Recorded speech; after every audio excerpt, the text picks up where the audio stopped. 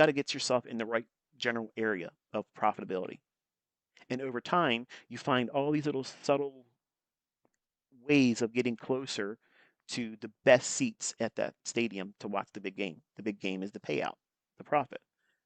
But you can get somebody that's never been in the area before in the general proximity, and then they can find the signs that they have to be looking for, meaning PD arrays, some kind of exit strategy. So if this is where you are trying to get the market to reprice to, that height of the new week opening gap for this week, that's just a magnet draw on price. It does not need the trade there. So if you see this and it trades back up into this inefficiency, this single candlestick down here, when it trades back up into that, if you don't sell right at the opening, which is exactly what you could be doing, why? Why just blindly go in there and sell? How could you trust that ICT? Because we're at a premium array right from Jump Street.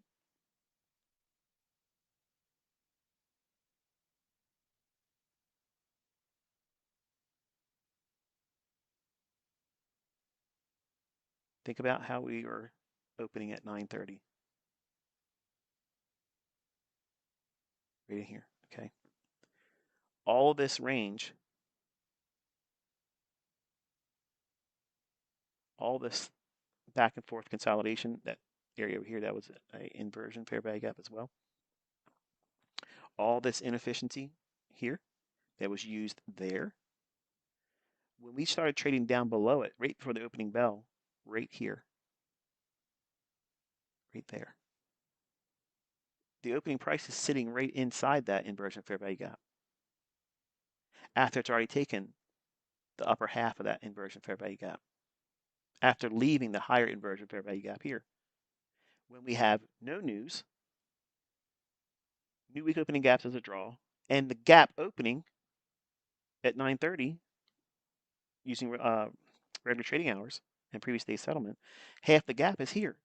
So what is it going to do? You think it's going to just start rallying up here? No, why would it?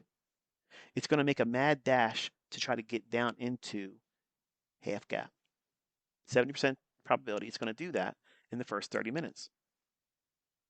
Here's 10 o'clock. Right there. Did it at that time or before trade to the mid gap, which is that red line? Of course it did. Does it right here.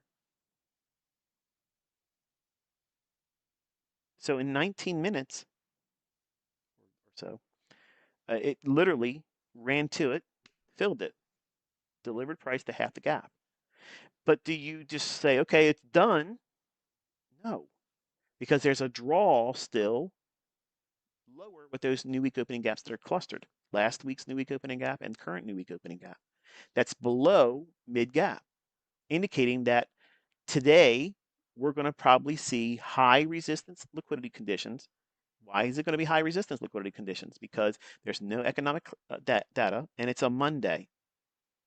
So best trading is pre-market session, and you can see that on the example I showed on Twitter. You can see the PD arrays I use. It's just very two simple ones, and I use London lows as a relative equal low to draw down into.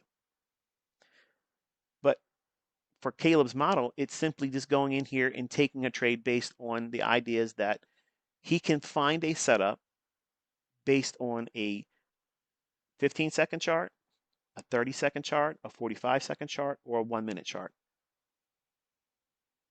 What would that be? His PD array is a fair value gap. So he has to look for something like this Cibi here breaking down. You can't have that one. But now you have this smaller one in here.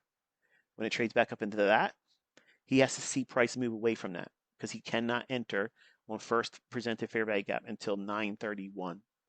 What time is it at the bottom of the chart right here when this forms? It's still in the first minute of trading, 9:30. So he has to see a displacement. He can look at this one and say, okay, I want to see it move lower. It does move lower, but it's doing it in a fuzzy type delivery where it's back and forth price action.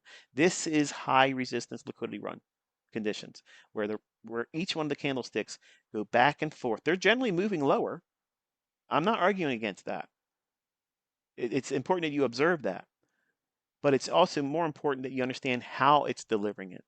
We're not getting runs like this where it's big exposure, left open, and then continues back and then leaves these little areas open. It's back and forth. Each range is overlapping a lot of the previous candles high and low.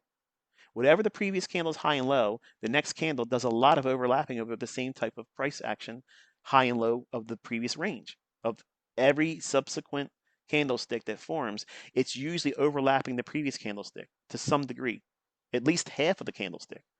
And when you're seeing that fuzziness, that back and forth type scribbling, if you will, that is high resistance. It's not going to have a lot of elements of precision in that. So would you rather be shorting a market that has a lot of this type of stuff in here versus something like this, where it has a real big quick delivery and goes lower? This is low resistance. This is high resistance. It's a lot of deep retracements, and inefficiencies are far and few between.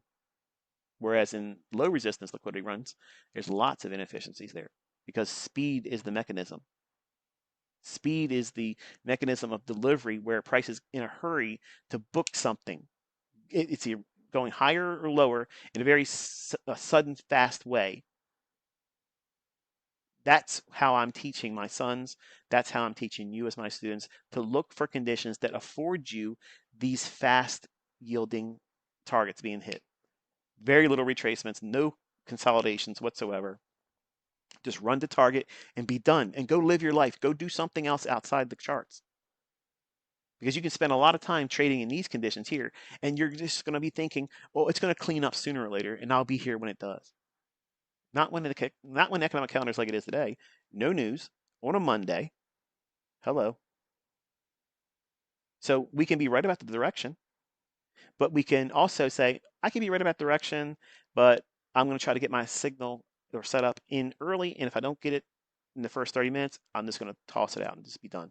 So Caleb, he can see after it runs up into its gap here, overshoots it a little bit, trades in the upper portion of this one, and it breaks outside that pink shaded area, which is a SIBI on a 1 minute chart. You can see the body's respecting the low of that 1 minute chart's defined low of that, again, SIBI. It doesn't look like one single candle here because it takes 2 candles on a 15-second chart to do it. But the 1 minute chart has the one single pass down. That's why this is anchored to the points that it is.